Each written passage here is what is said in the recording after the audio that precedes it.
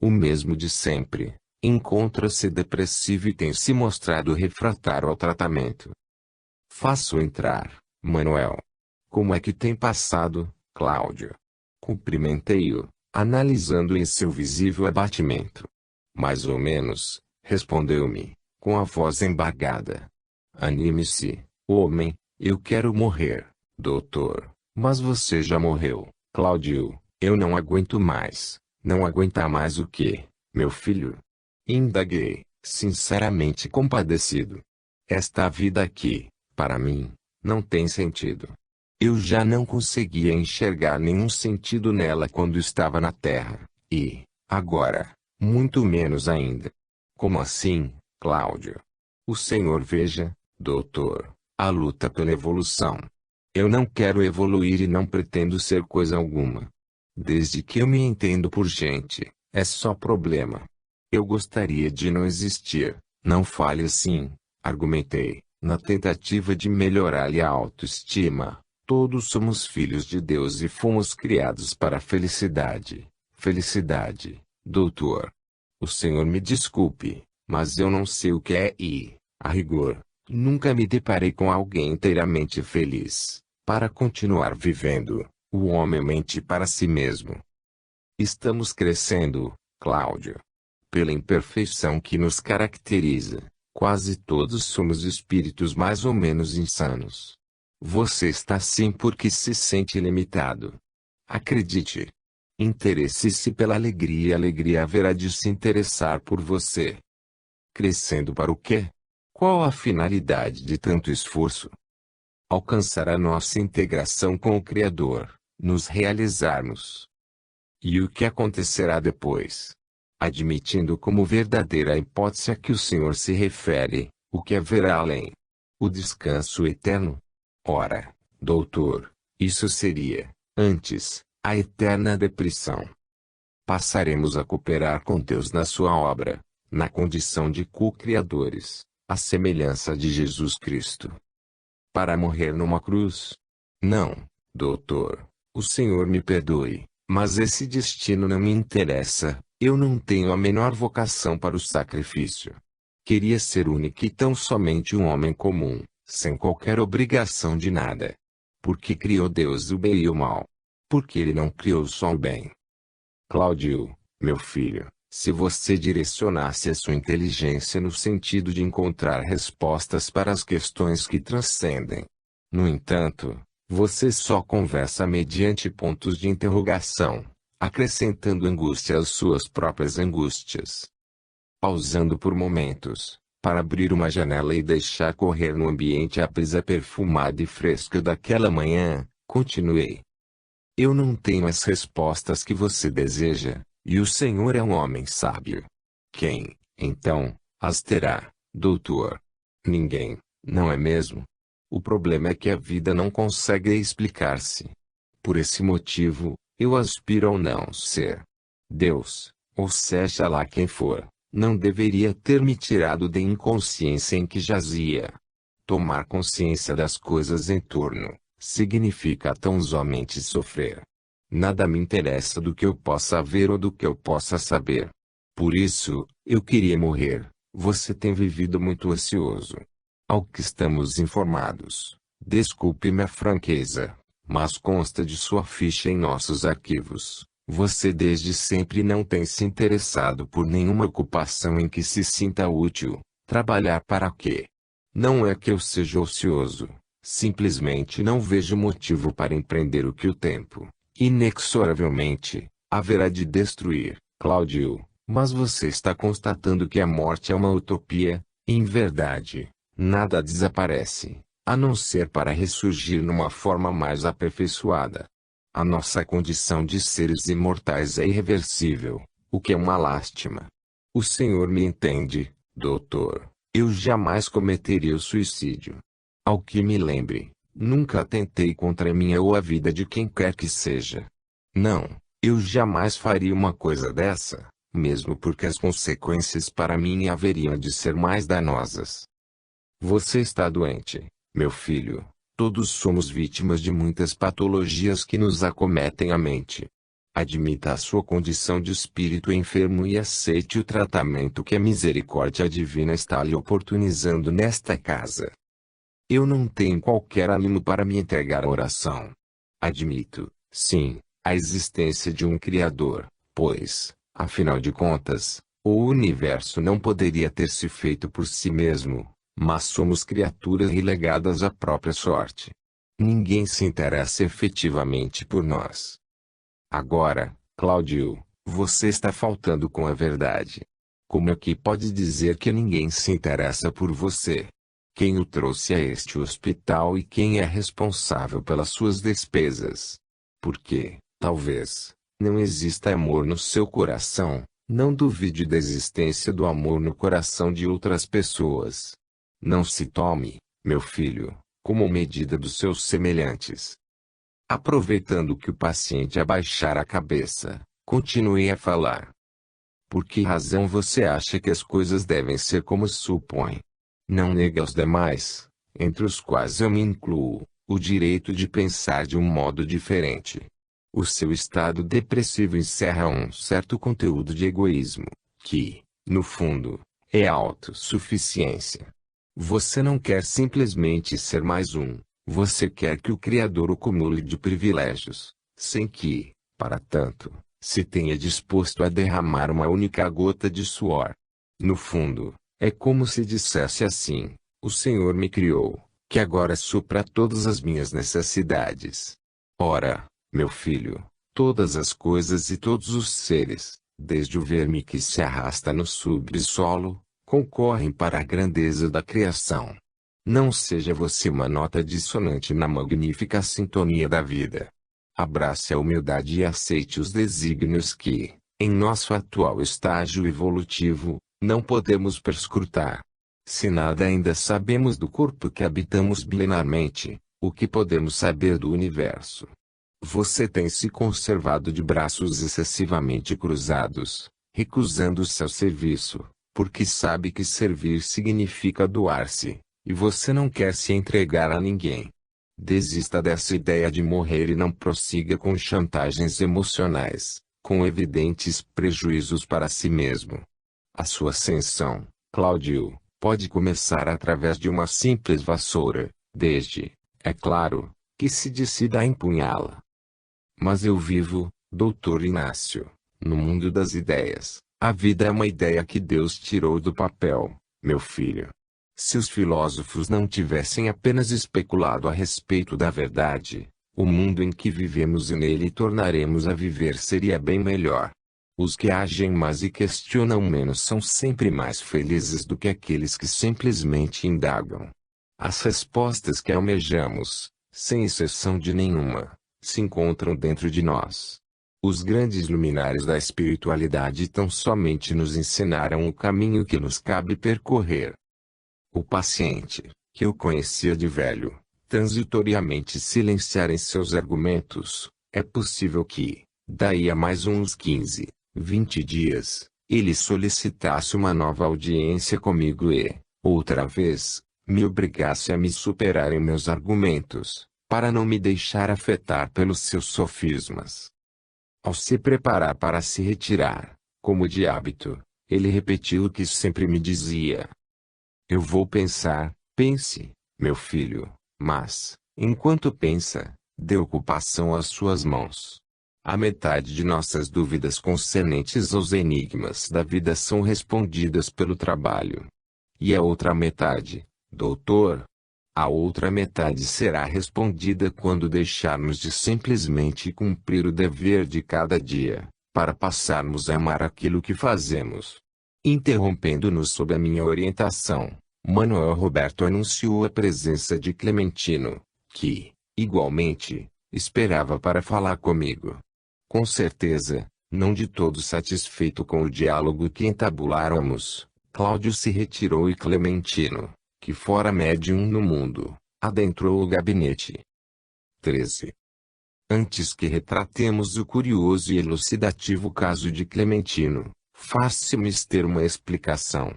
Por mais de 2 décadas, ele havia sido médium psicofônico, tendo passado por diversos grupos espíritas em São Paulo. invigilante lutando com várias dificuldades de ordem material para sobreviver, Clementino chegava a se prevalecer de seus dotes mediúnicos para sensibilizar as pessoas em proveito próprio.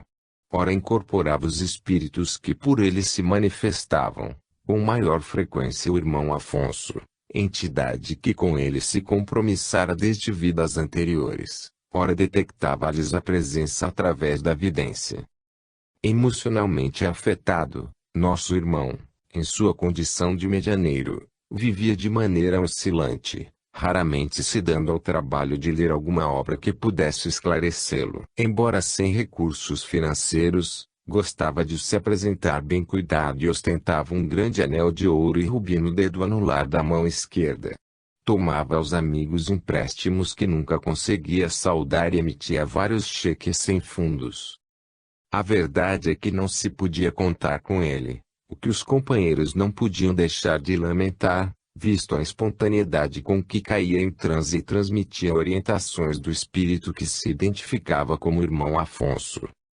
Meus cumprimentos, doutor, disse-me, acomodando-se na poltrona à guisa de divã. Fui recolhido a este hospital, mas creio que não seja aqui o meu lugar. É fato que aderi ao espiritismo, frequentei diversos templos, no entanto está havendo um equívoco, um grande equívoco. Pode falar, meu amigo, sou todo ouvidos. Sinto-me até envergonhado, mas o senhor é médico e é na condição de médico que o procuro. O senhor vai me entender. Olhe, doutor, a vida lá embaixo é duríssima, a gente se vira como pode. Eu não tinha índole para saltar ou me entregar de vez à marginalidade. O senhor sabe, as pessoas acreditavam eu, para sobreviver, porque não tinha de onde tirar recursos, dava-lhes o que queriam. As pessoas, conforme o senhor não ignora, são muito crédulas. Sinceramente, eu não via nada de mal no que fazia. A minha intenção nunca foi a de ficar rico, pois, se quisesse enriquecer, ao invés de aderir ao espiritismo, eu teria fundado uma igreja evangélica. O conhecido meu, que ainda deve estar por lá, está muito bem de situação. Eu não pretendia tanto, queria tão somente viver e conseguir arcar com as minhas despesas, sem que tivesse de me matar no trabalho. Continue, não tem escrúpulos? Olhe, doutor, escrúpulos eu acho que nunca tive mesmo. Para resumir, tudo começou assim. Compareci, certa vez, a uma casa espírita e, na hora da sessão, o dirigente se aproximou de mim e me mandou incorporar. Disse que estava vendo ao meu lado um espírito que pretendia desenvolver um trabalho comigo. Jovem e falante, as pessoas simples daquele grupo criaram uma expectativa e o certo é que, sem sentir coisíssima alguma, eu incorporei. Para dizer a verdade ao senhor, eu não me lembro mais do que disse. Sei apenas que, quando saí daquele suposto transe, as pessoas estavam abismadas e teve início uma certa idolatria de que gostei. A sua história, Clementino, se parece com muitas outras que conheço, deste outro lado da vida ou na terra. Digamos que dos dois lados. Mas, não se interrompa. Um ator em cena, eis, doutor, o que aprendi a ser. Além de palavras elogiosas, a minha condição de suposto médium me rendia economicamente, não muito, é verdade, porém o suficiente para escapar à indigência e não ter que me submeter a salário irrisório ao final de cada mês. A entidade espiritual, fruto da minha imaginação, tida como um espírito de elevada hierarquia, transmitia conselhos, tecia considerações em torno de certas passagens do Evangelho e, com o tempo, começou a receitar. A carência das pessoas não tem tamanho. Por meu intermédio, o irmão Afonso insinuava que eu, o médium, necessitava de ajuda e, em várias ocasiões, chegaram a fazer listas de doações e rifas para me auxiliar a pagar o aluguel, a conta da farmácia, coisas assim. Entendo. De maneira sucinta, é este, doutor, o meu drama. Eu nunca fui médium, nunca vi e nunca ouvi espírito algum, E o irmão Afonso? Foi um nome tomado ao acaso. Quando alguém suspeitava de que eu estivesse mistificando, mudava de centro espírita. São Paulo é uma cidade grande e, ainda que tivesse vivido um século ou mais, eu não esgotaria todos os seus recursos e, depois, participava também de muitos grupos particulares, com pessoas de melhor poder aquisitivo, porém não mais generosas. Quando estava quase chegando aos 60 de idade, acometido de um câncer no pâncreas, como vocês costumam dizer, desencarnei rapidamente. Todavia, ao sair do corpo, ninguém me esperava aí, a sós com a minha consciência, vaguei por tempo indeterminado, até que me trouxeram para cá. É uma pena, disse-lhe, que você tivesse enganado a si mesmo por tanto tempo. A mim, não, doutor, aos outros. Em muitas ocasiões, quando me recolhia aos meus aposentos, eu não conseguia conter o riso, pensando na ingenuidade daqueles que aceitavam o fato de eu ser um médium. Muitos tiveram o que mereciam, pois eram pessoas de posses e, somente assim, enfiavam a mão no bolso. O senhor sabe, eu precisava viver e, sem nenhuma qualificação para ganhar honestamente o pão de cada dia, teria que trabalhar pesado em troca de alguns vinténs. Quer dizer que você não se arrepende? Em parte, pois, afinal de contas, a causa do espiritismo é nobre. Pude testemunhar o esforço sincero de muita gente boa no sentido de minorar o padecimento alheio, eu mesmo, algumas poucas vezes, de tanto instarem comigo, os acompanhava nas visitas periódicas que efetuavam aos doentes. Quis, sim, doutor, retroceder em meu intento, mas eu já havia ido longe demais. Nunca lhe passou pela cabeça que o irmão Afonso pudesse ser real? Perguntei, fitando-o compadecido. Impossível. Escolhi este nome aleatoriamente e, conforme esclareci, nunca divisei a presença de nenhuma entidade espiritual ao meu lado.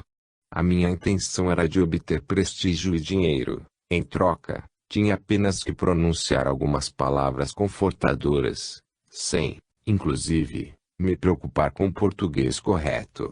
Silenciando, pus-me a pensar nos inúmeros casos que, talvez, se assemelhassem ao de Clementino e, como eu estivesse demorando a manifestar-me, ajeitando-se na poltrona, aquele que praticamente atravessara a existência imaginando ser o que, em verdade, havia sido sem que sequer o suspeitasse, instou comigo.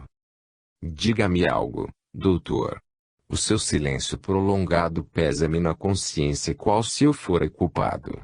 A rigor, nunca fiz mal a ninguém, eu simplesmente me dispunha a dar o de que as pessoas se revelavam carentes. Para lhe dizer a verdade, em todo esse tempo de convivência com os espíritas, jamais cruzei com um médium que me tivesse convencido da autenticidade de suas faculdades. Tenho para comigo que quase todos lançavam mão do mesmo expediente. Fazendo soar discreta campainha, chamei Manuel Roberto ao gabinete e solicitei ao diligente companheiro de minha maior estima e consideração. Manuel, faça entrar o novo amigo. Sem nada a entender, Clementino prosseguia na expectativa de uma solução para o seu caso, pleiteando a sua remoção do nosso nosocomio para uma outra instituição em que não se sentisse na condição de um paciente psiquiátrico. Clementino, tomei a iniciativa de lhe dizer, sem evasivas, tenho o prazer de lhe apresentar o nosso irmão Afonso.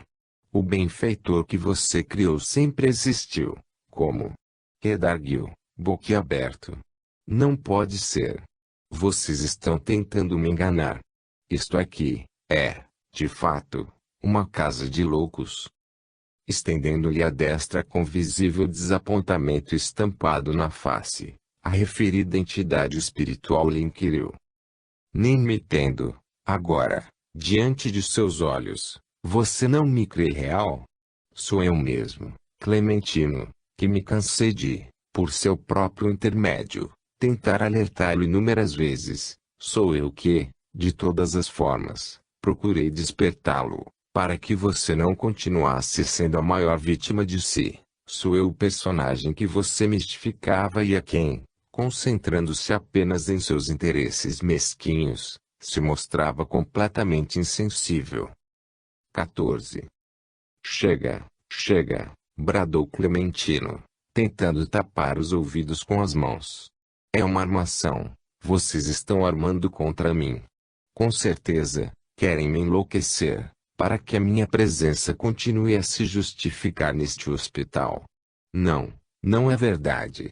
Eu não sou médium coisa nenhuma. Nunca o fui e nunca pretendo sê-lo. Irmão Afonso é coisa de minha cabeça. Após ter-o deixado desabafar-se, assim que, caindo extenuado na poltrona, ele se acalmou, considerei. Clementino, você sabe que nós não faríamos o de que nos acusa.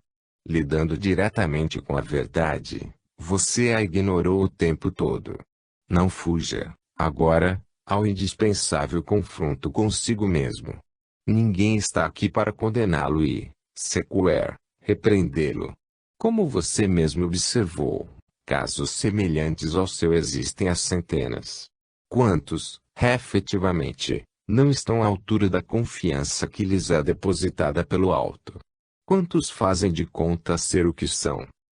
Acreditei em sua boa vontade inicial, aparteou a entidade, emocionada, e, como você não me opôs maior resistência em termos de sintonia, fiz de tudo para trabalharmos em regime de parceria. Eu não sou nenhum benfeitor, Clementino, reconheço-me, sim, na condição de espírito extremamente necessitado de servir. Você era a minha oportunidade de conviver com os pobres que, em vidas anteriores, marginalizei.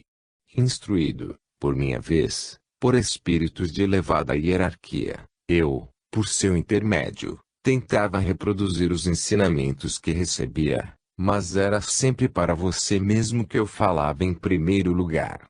Ter-nos-ia, meu amigo, bastado um pouco de confiança para que, juntos, realizássemos verdadeiros prodígios. No entanto, você sempre estava de atenção voltada para suas carências. Então, os nossos planos se frustraram e, com eles, a nossa possibilidade de melhor aproveitamento. Desconcertado, Clementino ainda tentava dialogar, vivendo no mundo e passando privações. Você não teria feito o mesmo. Nada lhe teria faltado, meu irmão, respondi, endossando os argumentos de Afonso. O senhor não abandona nenhum de seus servos fiéis. Não há quem necessite recorrer à desonestidade, para que o pão de cada dia não lhe falte à mesa. O problema do homem é que ele quase nunca se contenta com o necessário. Em sã consciência, diga-me, você chegou a passar fome alguma vez? Nas raras vezes em que esteve doente, faltou-lhe o medicamento preciso? Porventura, lembras de ter se confundido com os mendigos que dormem ao relento? Ora, Clementino, se você, meu irmão, sequer assumiu compromissos de ordem familiar que, pelo menos, num ato de desespero, o justificassem. Eu ainda não estou acreditando. Enganei ou fui enganado, porque, então, em termos de mediunidade, a espiritualidade não me consentiu maior parcela de convicção pessoal. Se, por exemplo, eu tivesse visto o irmão Afonso apenas uma vez.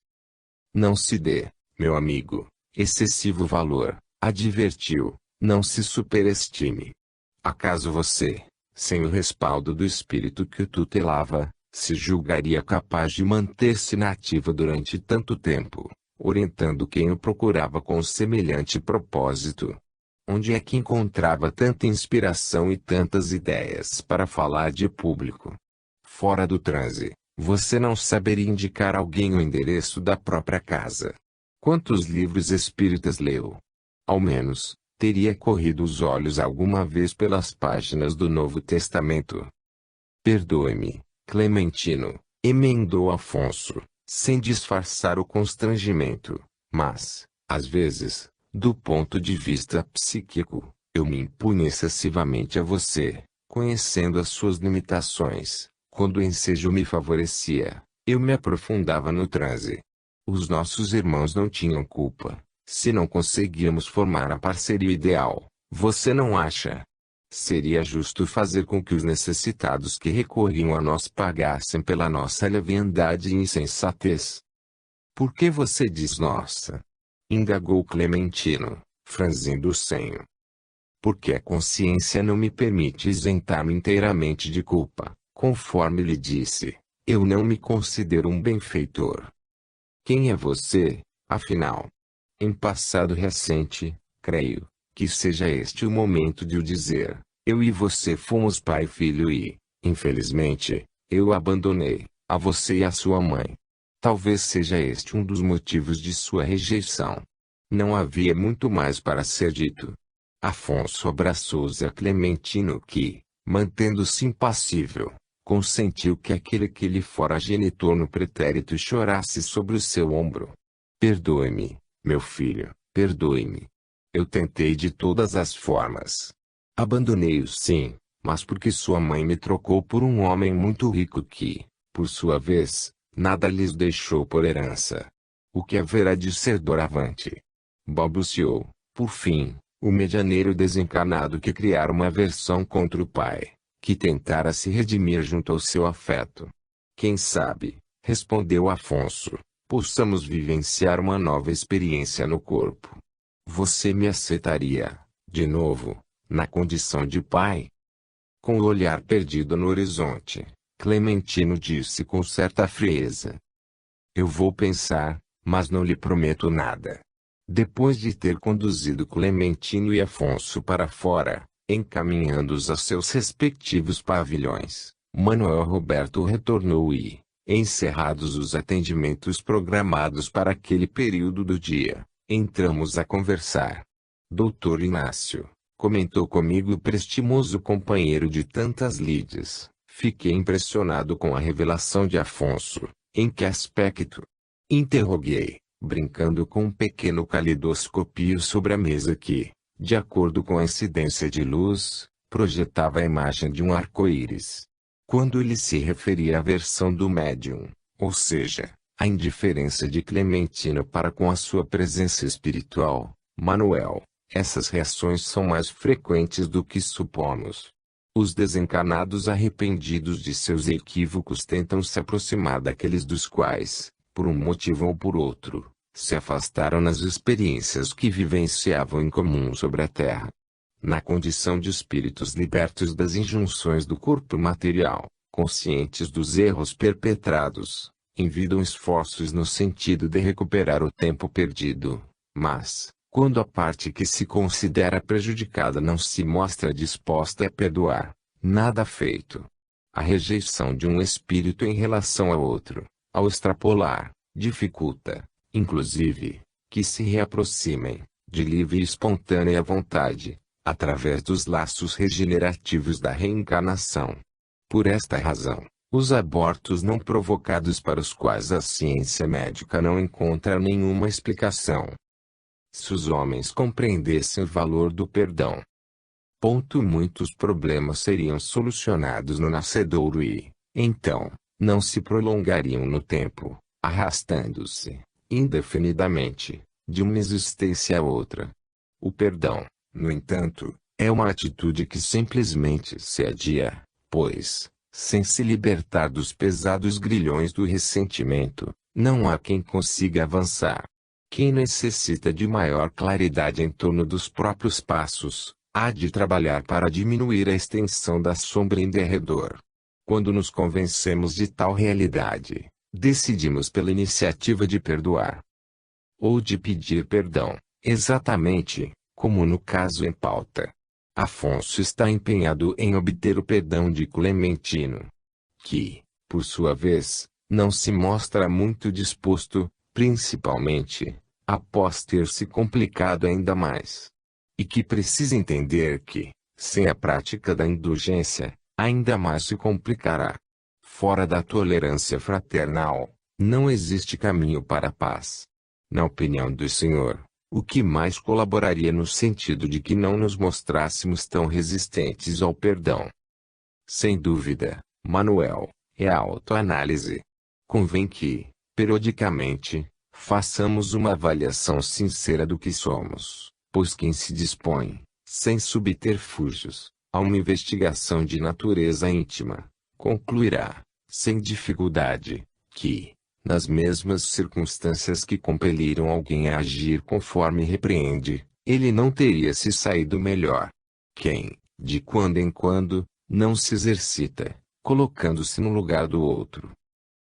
Sequer o próprio lugar, dentro da vida, ocupa com consciência, não é, doutor?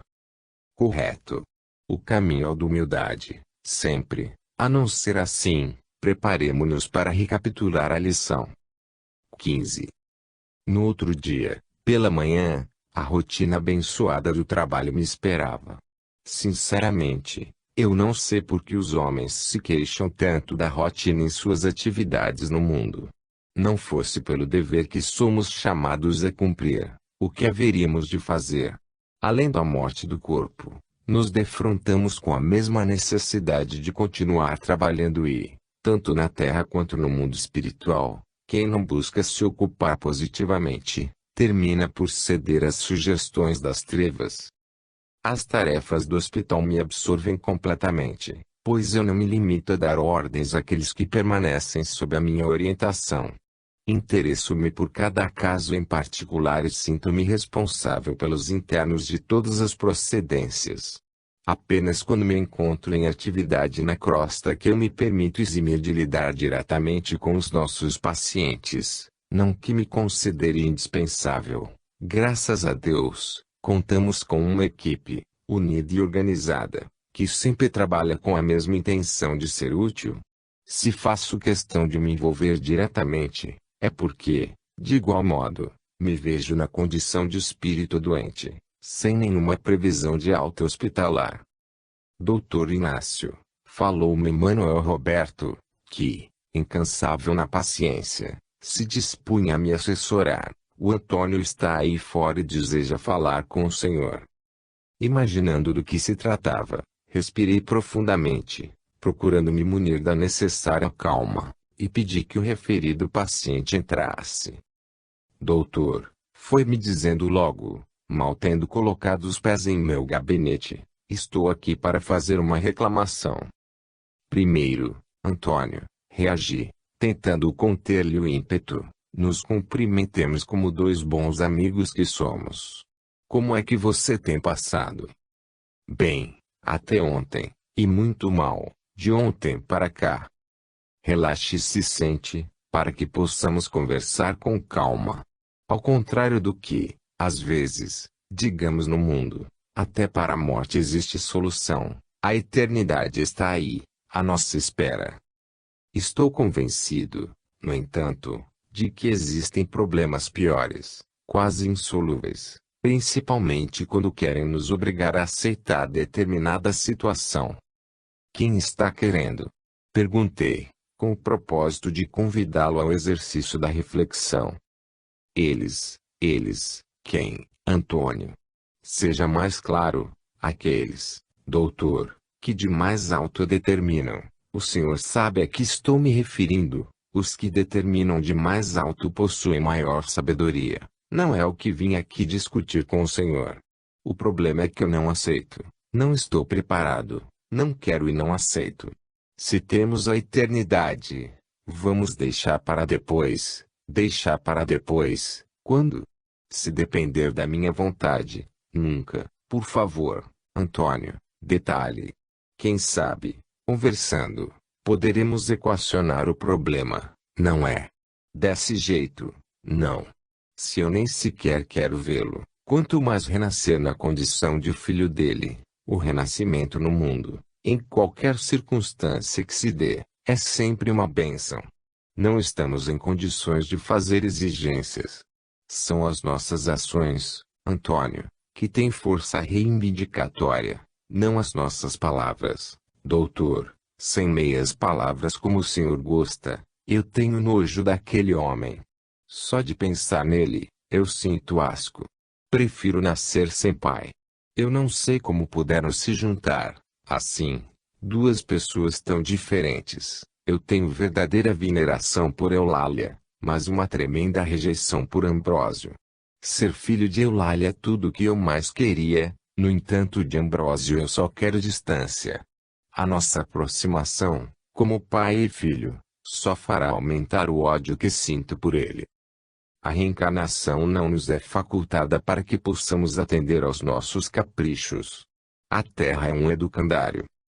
Desculpe-me, mas o senhor está batendo na mesma tecla. Agora, eu não me sinto preparado.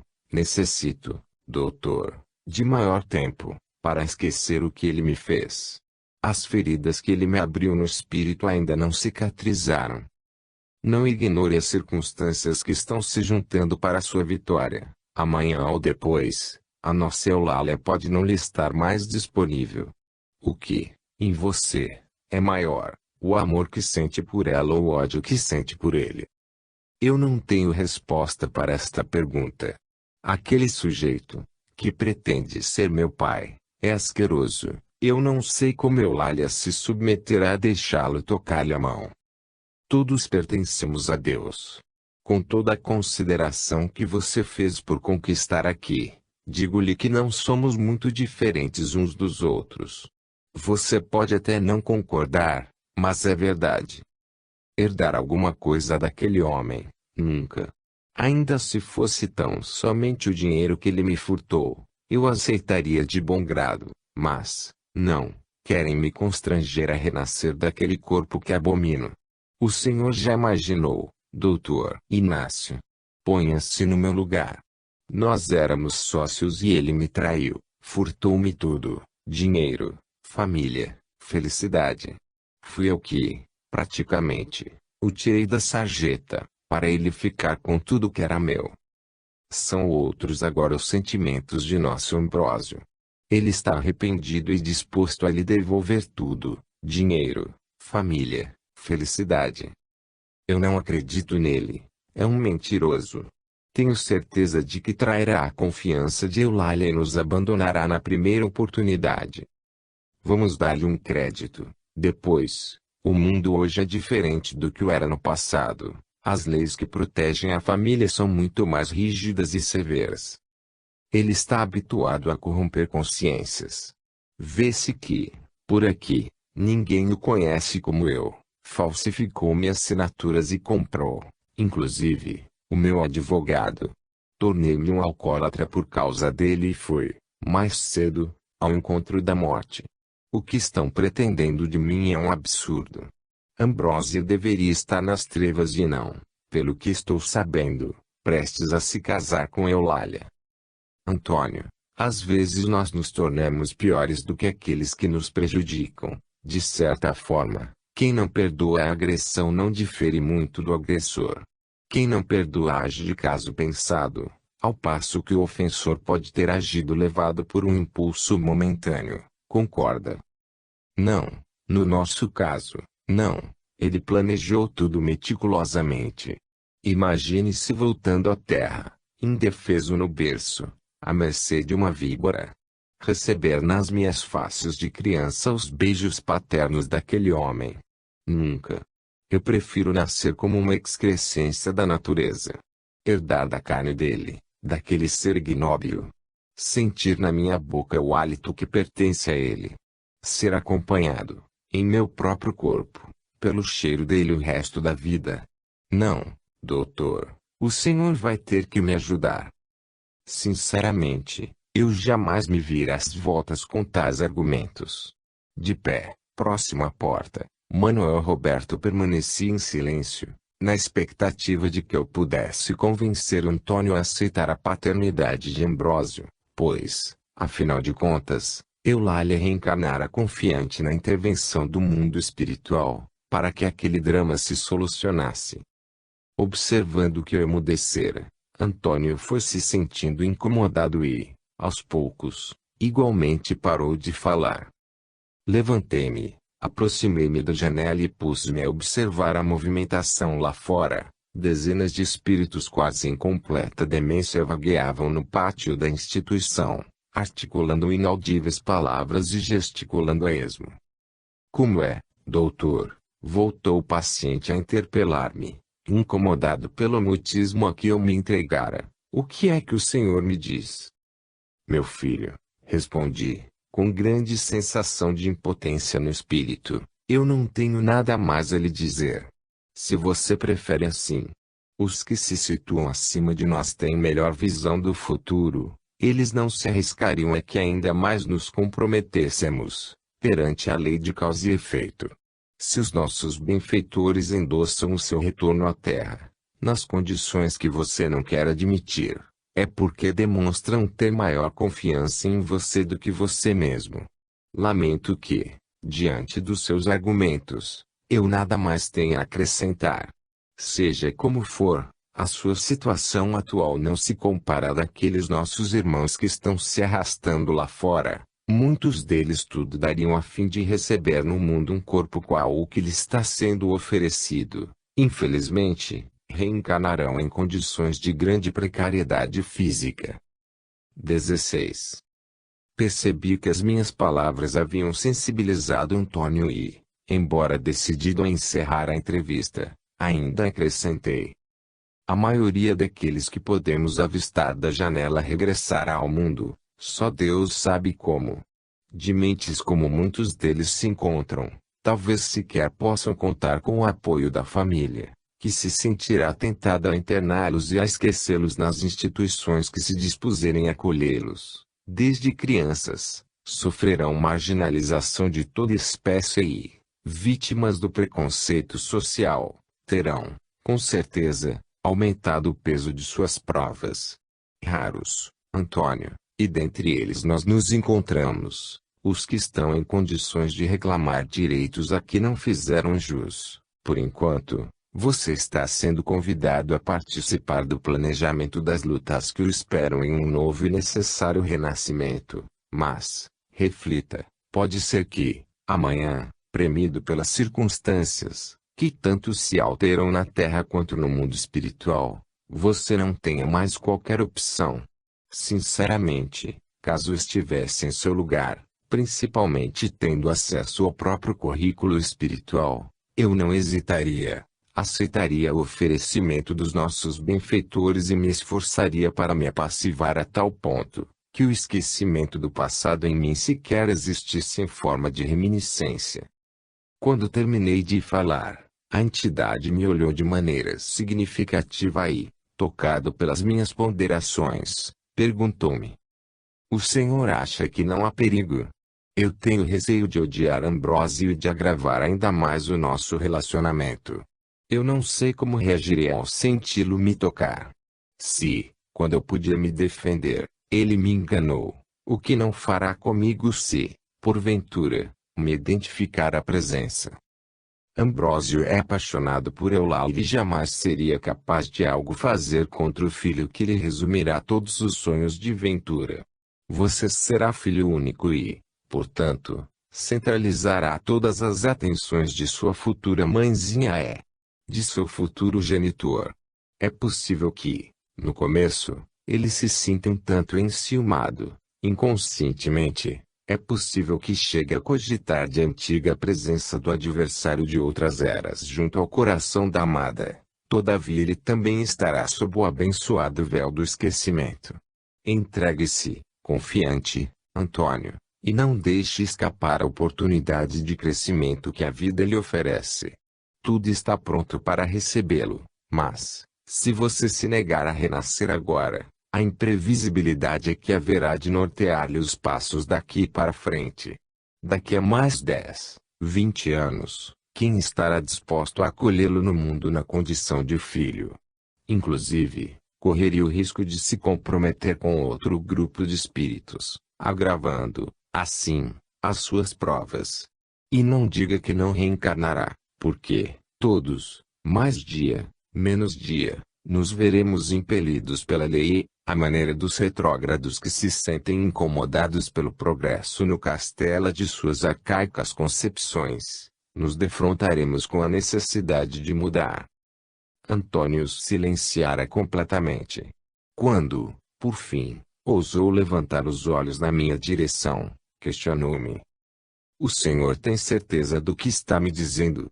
Posso confiar? Não é preciso, meu irmão, que eu lhe responda a tais indagações, pois, na condição de espírito liberto das injunções da matéria densa, você está constatando a verdade por si mesmo e, portanto, sabe que será conforme estou lhe dizendo, não pela força das minhas palavras, é evidente, mas pelo impositivo da lei a que estamos submetidos.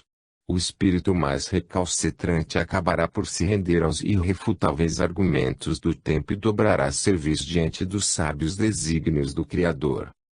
Aproximando-se, Manuel Roberto, sem nada dizer, fez com que Antônio compreendesse que carecíamos de dar sequência ao atendimento dos casos agendados para aquela manhã.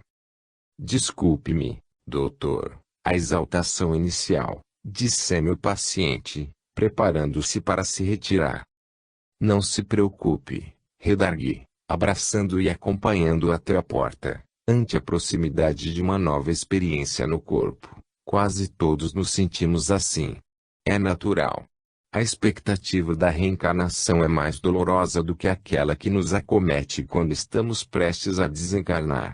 Se os nossos irmãos do mundo soubessem o estado depressivo de que muitos nos sentimos possuídos, quando verificamos que não dá mais para adiar a hora decisiva do renascimento, haveriam de se preparar melhor para receber-nos. Antes que o devotado assessor fizesse entrar o próximo paciente, efetuando diminuta pausa para respirar e tomar um copo d'água, ou será que vocês, os encarnados, entenderão por absurda até mesmo a necessidade de nós, os considerados mortos, de quando em quando molharmos a boca ressequida? Comentou rapidamente. Doutor, observou Manuel, o que o senhor disse por último me impressionou. De fato, os nossos irmãos encarnados deveriam ter maior consciência das angústias e das aflições que nos assaltam, quando nos é chegado o instante de vestir o escafandro para um novo mergulho no mar da vida material. Infelizmente, poucos são os que pensam assim. A maioria se preocupa apenas em adaptar o quarto do futuro recém-nascido, comprar o berço e organizar o seu enxoval. Raros os que compreendem o que significa para o espírito seu regresso ao corpo e insegurança que, de hábito, experimenta quem parte rumo ao desconhecido, seguindo por estradas em que o perigo espreita a cada passo. A situação é quase idêntica àquela que envolve o processo desencarnatório, não é? Na minha opinião, Manuel, reencarnar é pior que desencarnar. Porque, se deste outro lado temos a consciência de que a morte não existe e que, suceda o que nos suceder no corpo, ressurgiremos redivivos. Porque, na maioria das vezes, deste outro lado, reaparecemos, após a morte, na condição de adultos, ao passo que, no cenário terrestre, nos reapresentamos caracterizados pela fragilidade infantil. Eu não havia pensado sob este prisma. O espírito, na condição de criança, por mais elevada seja sua hierarquia, sempre estará relativamente exposto às circunstâncias de um mundo de provas e expiações e, se não contar com a imprescindível retaguarda espiritual e a zelosa proteção dos seus familiares, notadamente de pai e mãe, poderá ser vítima do mal que ainda impera no planeta. Como assim, doutor? Se trata de um espírito de mediana evolução, ainda sem os benefícios do mérito que lhe advogam a causa, ele poderá, inclusive, comprometer a existência, do ponto de vista moral, cedendo, por exemplo, à tentação para o uso de drogas e, indo mais longe, se transforma em traficante. É apavorante, concordo, mas pode, sim, ocorrer, se o espírito, em contato com o vício, não tiver se fortalecido contra ele ou mesmo recebido orientações que tenha assimilado no sentido de evitá-lo. Como é importante o papel da educação, essencial, Manuel, essencial. As noções que a criança recebe, desde os seus primeiros meses de vida, são tão imprescindíveis à sua saúde espiritual, quanto as vacinas que lhe defendem o organismo contra a poliomielite, a rubéola, o sarampo, O exemplo que o senhor citou com as drogas, pode se estender a todas as outras áreas capazes de lhe corromper o caráter. Quantas crianças não sofrem abuso sexual?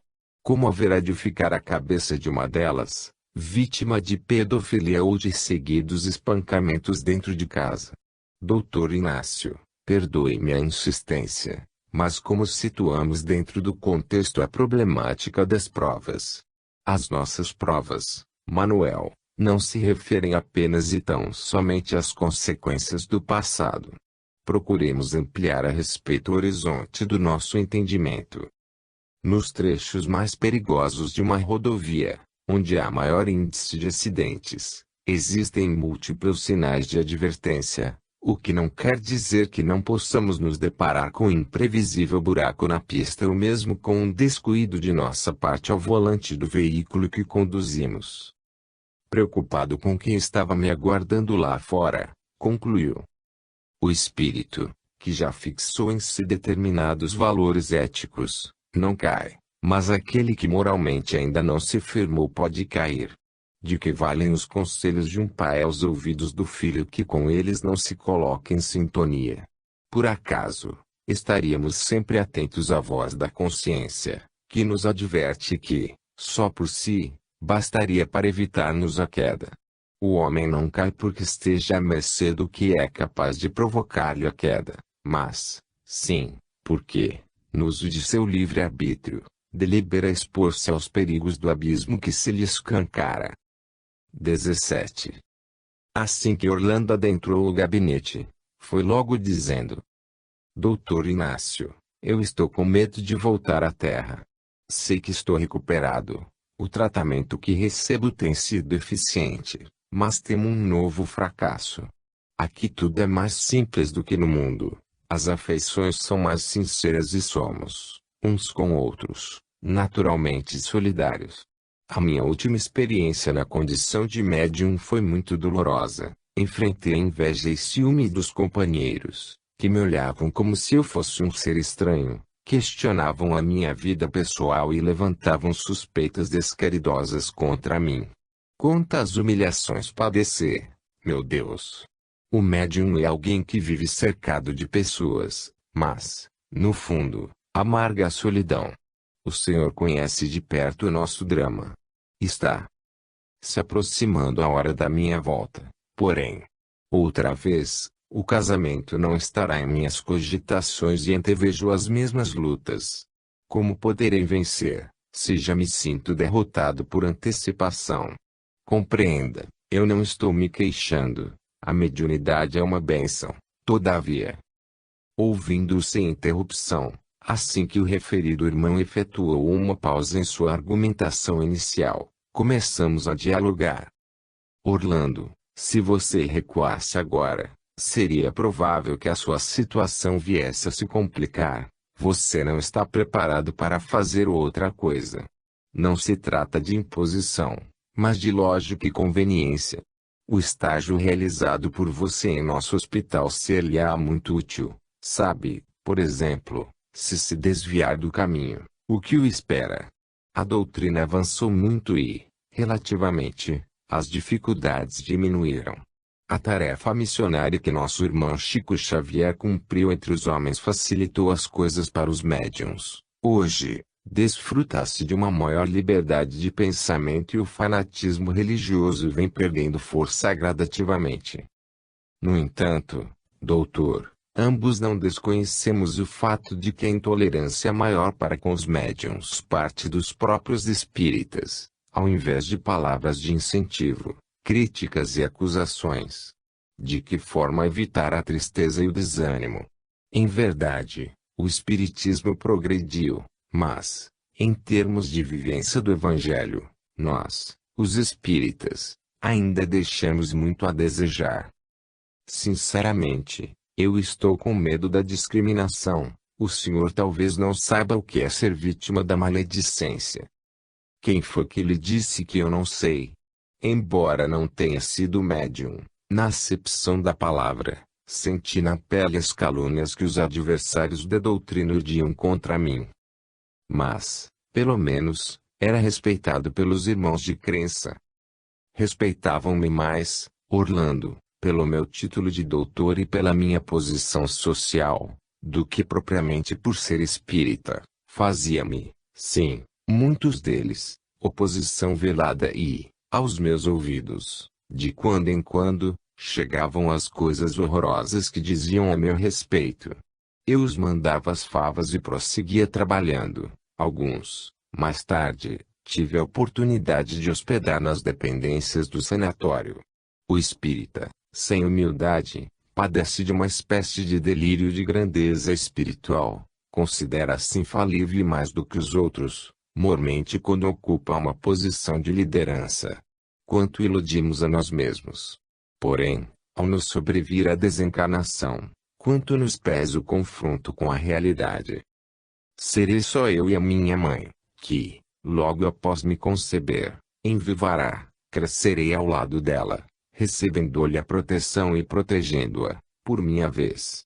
Dividirei o meu tempo, trabalhando pelo nosso sustento e cuidando dos afazeres domésticos, já que muito cedo aquela que me acolherá na condição de mãe sofrerá com a prova da cegueira. No conhecimento espírita é que encontraremos consolação. Doutor, eu não me envergonho de mostrar ao Senhor como sou. Poupe-me, no entanto, de maiores detalhes. Desde muitas vidas, eu venho enfrentando problemas na esfera sexual e, sempre que reencarno, o meio em que o meu karma me determina a viver facilita a minha reincidência. Meu filho, sobre a Terra, não há espírito algum que não esteja lutando contra certas tendências. Todos trazemos mazelas que se nos ocultam na personalidade, e os que não o admitem talvez sejam os mais prejudicados. Caso nos sentíssemos dispensados de lutar contra inclinações de natureza infeliz, o trabalho de evolução já teria se completado em nós. Ninguém logra vencer-se de improviso. Não raro, transformamo-nos, através dos nossos equívocos de ordem moral, em instrumentos de reflexão para os outros. A gravidade do mal está mais em nos comprazermos nele, do que em praticá-lo. A ele, por vezes, nos sentimos compelidos pelas circunstâncias, oriundas do karma e da obsessão. Quantos os que sorvem, chorando, o copo de aguardente e quantos os que, abominando a si mesmos, se fazem toxicômanos. Temo pelo suicídio, de tudo, seria o pior. Afaste, Orlando, desde já, de sua cabeça a ideia de autodestruição. Rasteje, chore, conspurque-se, mas não atente contra Deus em si mesmo. Beba, a última gota, o cálice transbordante de suas amarguras. Ensine-me, Doutor Inácio, a suavizar o peso da cruz. Eu sei que o prazer é a mais fugaz de todas as sensações. A felicidade não é um estado de satisfação física. Tão somente na prática sistemática da caridade, você encontrará seguro abrigo contra o assédio da tentação, que prolifera através da nossa invigilância. Apegue-se, Orlando, às suas atividades espirituais e não se contente em ser simplesmente médium dos desencarnados. Esforce-se no bem de todos com sinceridade e descubra a alegria de servir. Não responda às agressões e às injúrias que, com certeza, se lhe constituirão em repetidos testes de paciência. Não há, por aqui, nenhum tratamento específico ao qual eu possa me submeter. A aquisição de novos hábitos demanda tempo. A não ser pelo seu empenho, o espírito só se transforma pela graça divina, da qual necessitamos nos fazer merecedores. Enquanto não recebemos do alto o que escapa à possibilidade dos homens, continuemos no processo de nossa reeducação, vertendo suor e lágrimas na construção das boas obras. Uma regressão não poderia me ser útil? Identificar o problema, não significa solucioná-lo e voltar no tempo não apaga as marcas deixadas no caminho. Sem dúvida, o diagnóstico feito com precisão orienta o médico no seu plano de tratamento. No entanto, é necessário que o paciente se mostre disposto a colaborar. E, depois, Orlando, efetuar uma regressão de memória para descobrir o que já sabemos. Na verdade, O que desejamos é uma renovação que não nos imponha a necessidade de abrir mão do que somos, e isto não existe. A terapia de vidas passadas, conduzida por investigadores conscientes,